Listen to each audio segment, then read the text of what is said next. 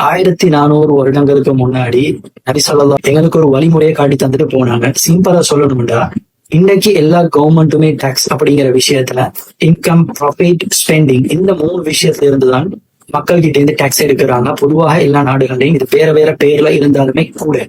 ஆனா இஸ்லாம் காட்டி தருது வந்துட்டு மொத்த வெல்த்லயும், அதாவது இன்கம்ல, சர்விங்ஸ்ல, அசெட்ஸ்ல, பிசினஸ்ல, சோ இந்த மாதிரி எல்லா விஷயங்கள்லயும் 2.5%. இதே ஃபார்முலா நீங்க யூகேக்கு அப்ளை பண்ணீங்க அப்படின்னு சொன்னா guys, யூகேயோட ப்ரையாரிட்டி ரேட் வந்து பாத்தீங்கன்னு சொன்னா 21%.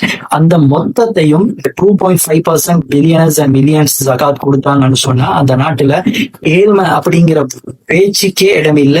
கொடுத்தாலும் கூட 3 மடங்கு சல்லி மீயும் அப்படிங்கிறது வந்து தான் உண்மையான விஷயம். இது இஸ்லாம் சொல்லக்கூடிய சொல்யூஷன். இதை தாண்டின ஒரு சொல்யூஷன், அது நீங்க 1000 பாலிசிஸ் சொன்னாலும் சரி, கேபிட்டலிசம், கம்யூனிசம், எது வேணாலும் சொல்லுங்க, இதுதான் சொல்யூஷன் மனித இனத்துக்கு.